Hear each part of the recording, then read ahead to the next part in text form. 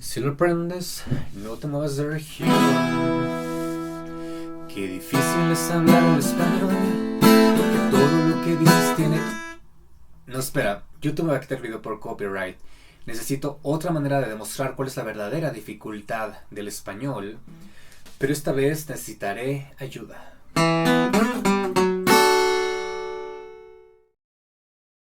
Oye, Wallace, un sujeto de México pregunta si podemos ayudarle a averiguar qué tan difícil es el español. Bueno, creo que tenemos un poco de tiempo libre, así que claro que podemos ayudarle.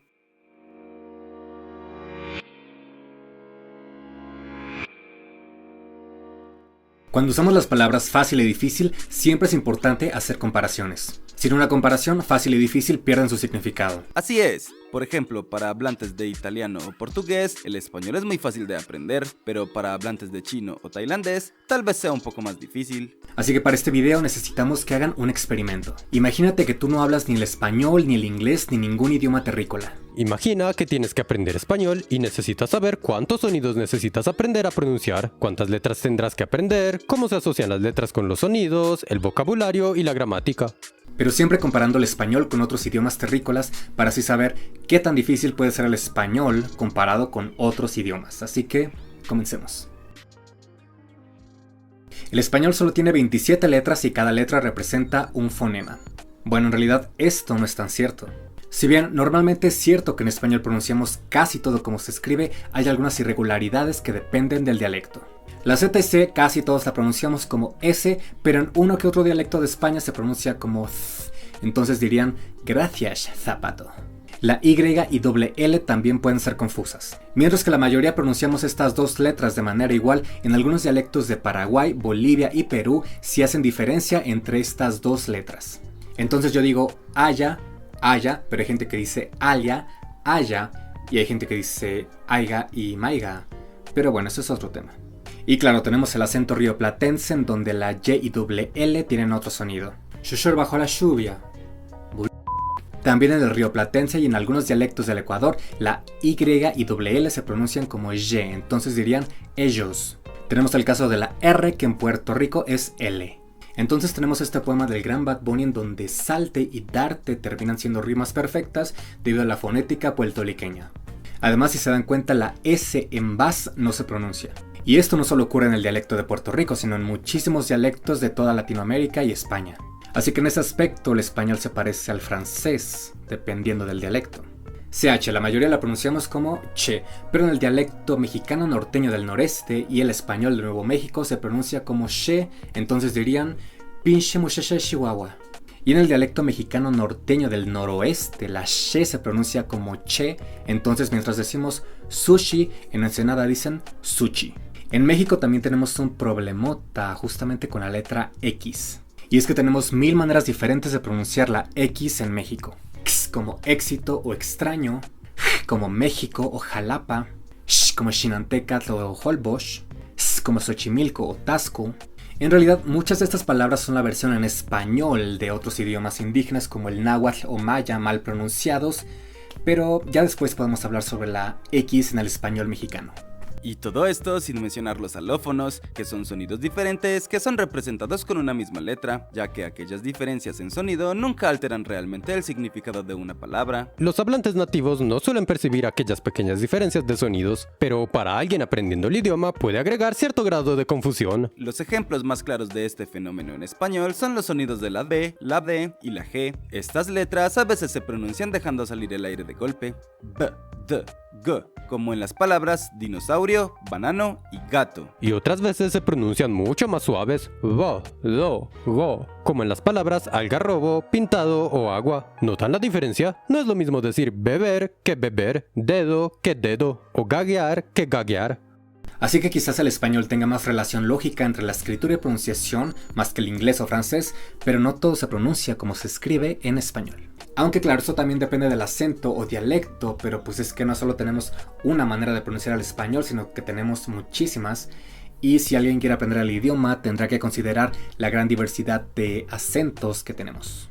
Y bueno, en cuestión de escritura, quizás el alfabeto latino no sea el más fácil, pero aprenderte 27 letras es bastante fácil comparado con otros sistemas de escritura, como el coreano con 24 letras, el ruso con 33, el armenio con 39, el tailandés con 72 y el chino con 8000 caracteres. Y en cuestión de sonidos, para aprender español tendrás que aprender 25 sonidos aproximadamente, más fácil que el inglés con 44 sonidos y muchísimo más fácil que el abjasio con 69 sonidos o el ta con 81 sonidos y 4 tonos. Así que el español es uno de los idiomas más fáciles de pronunciar. El español, al ser un idioma ampliamente difundido en el mundo, varía demasiado en su vocabulario. En México usamos muchísimas palabras de origen náhuatl, la lengua de los aztecas, pero también usamos muchas palabras de origen inglés o hasta de otros idiomas. Ya chole chango chilango, que chafa chamba te chutas, no checa andar de tacucho, chale con la charola. En la península de Yucatán y Guatemala usan muchas palabras de origen maya que pueden ser bastante desconocidas para el resto de los hispanohablantes, como wishar, orinar o tuch, ombligo. En el español de Sudamérica también se ocupan muchas palabras de origen quechua como achachay, palta o chiripá. En Paraguay o en Corrientes, Argentina, se ocupan muchas palabras de origen guaraní, por ejemplo, gambá, guayna, gurí, caté o cao.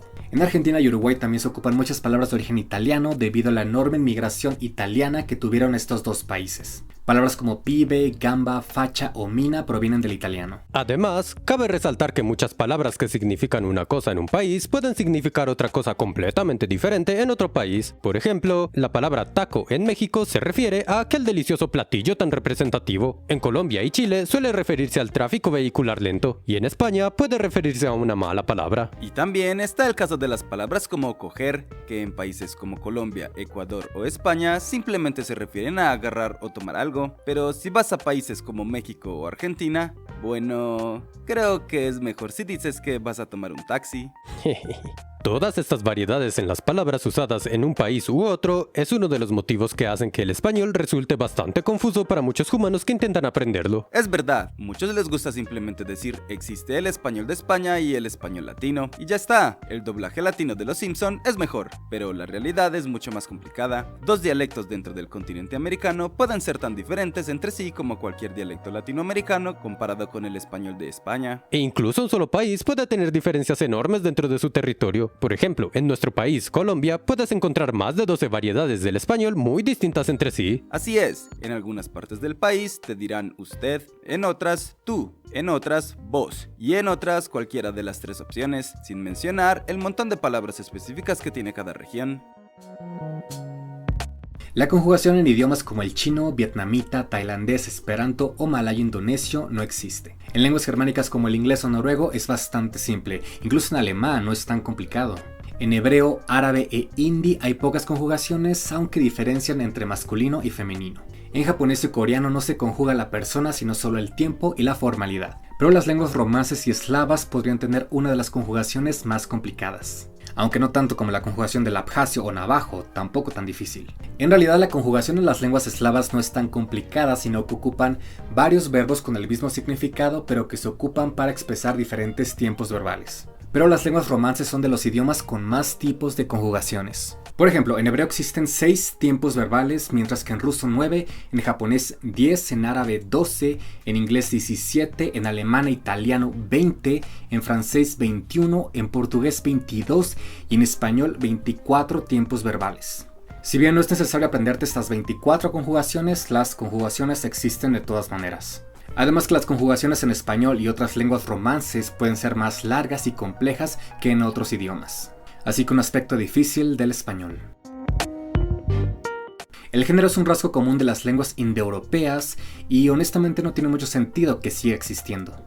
Existen idiomas sin género como el chino, el esperanto, el euskera, el náhuatl, el húngaro y una que otra lengua indoeuropea como el inglés, armenio, afrikaans o nepalí. Hay idiomas con 3 géneros como el alemán, el checo, el ruso, el sánscrito o el islandés, lo cual dificulta el idioma. Sin embargo, el español, al igual que el francés, hebreo, árabe o hindi, cuenta con 2 géneros gramaticales, por lo tanto en este aspecto es más difícil que el inglés o chino, pero más fácil que el alemán o ruso. Por ejemplo, en inglés diríamos a red car and a red house, pero en español diríamos un carro rojo y una casa roja. Y el hecho de tener que declinar los adjetivos en femenino y masculino representa una dificultad para los que quieran aprender español. Finalmente, los casos gramaticales. Pero espera, el español no tiene casos gramaticales, ¿o sí? No, no tiene. Pero tiene el objeto directo y el objeto indirecto, que son básicamente el equivalente del caso gramatical acusativo y dativo ocupados en muchos idiomas como el alemán, polaco, ruso, japonés o coreano. ¿Cómo así? Por ejemplo, ta kanchenta significa él o ve. Sin embargo, si se dan cuenta, el pronombre ta se queda igual en la forma de sujeto que en la forma de objeto directo, o sea, acusativo. En los idiomas con casos gramaticales o idiomas con objeto directo o indirecto, como el español o francés, hay diferencia entre quien hace la acción, quien recibe la acción directamente y quien recibe la acción indirectamente, mientras que en idiomas como el chino o indonesio esto no sucede.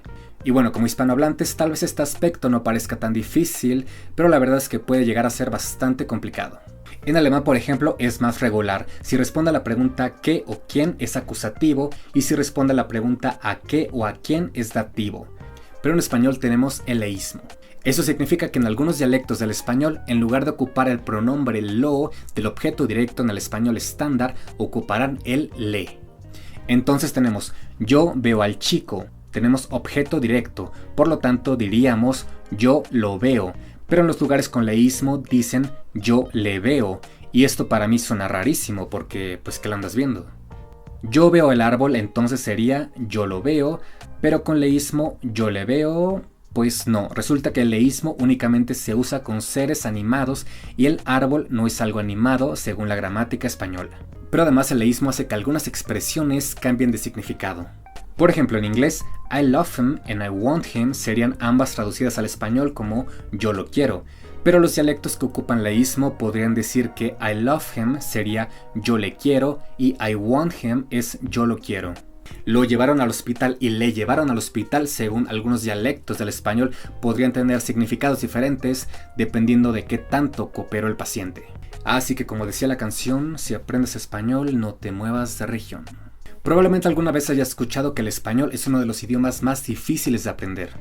En realidad es común que en prácticamente cualquier lugar del mundo la gente diga ya sea que su idioma es uno de los más difíciles o uno de los más fáciles. Hablantes de portugués o italiano dicen lo mismo que los hablantes del español, que sus idiomas son ya sea uno de los más complicados del mundo o uno de los más fáciles. Pero la verdad es que el español sí es uno de los más fáciles del mundo, tanto así que en mi video sobre los idiomas más fáciles del mundo coloqué al español en el puesto 4 de los más fáciles. Y probablemente haya gente que no esté de acuerdo conmigo y que diga que el español es uno de los idiomas con más vocabulario y más ricos del mundo, y pues sí, pero una cosa es que sea rico y otra cosa es que sea difícil. Pero es que todos los idiomas, en especial los que son hablados en muchísimos países como el español, francés o inglés, son ricos en vocabulario y también tienen sus niveles de dificultad. Así que el español es fácil en algunos aspectos, pero difícil en algunos otros. Por ejemplo, la gramática del español podría ser difícil comparada con la del inglés, pero comparada con la del ruso sería muy fácil y comparada con la gramática del abjasio sería cosa de niños. Así que el español tendrá una conjugación complicada, pero no tan difícil como la de otros idiomas. Ya después podemos hablar sobre la conjugación del abjasio o navajo. El vocabulario del español también podría variar mucho, pero venga, el alemán estándar de Alemania no es el mismo que el alemán estándar de Suiza o el alemán estándar de Austria, por ejemplo, o el chino mandarín estándar de China no es el mismo que el chino mandarín estándar de Singapur o Taiwán. Es normal que el mismo idioma cambie en diferentes países. Y el español, siendo hablado en tantos países, pues cambia mucho por la influencia del náhuatl, del maya, del portugués, del italiano, del quechua o guaraní o aymara. Pero el español es fácil en pronunciación, es fácil en escritura, es fácil en la relación entre escritura y pronunciación, tiene muchos recursos al ser un idioma ampliamente hablado y popular, y además el hecho de pertenecer a la familia lingüística más grande del mundo, es decir, a la familia indoeuropea, hace que mucha gente pueda encontrar conexiones con el español. Así que bueno, esta es la verdadera dificultad del español, uno de los idiomas más fáciles de aprender, aunque con algunas cosas complejas.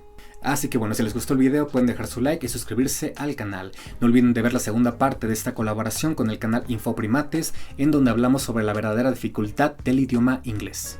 Fue un gusto colaborar contigo. Los esperamos en nuestro canal, humanos. Así que nos vemos en el siguiente video.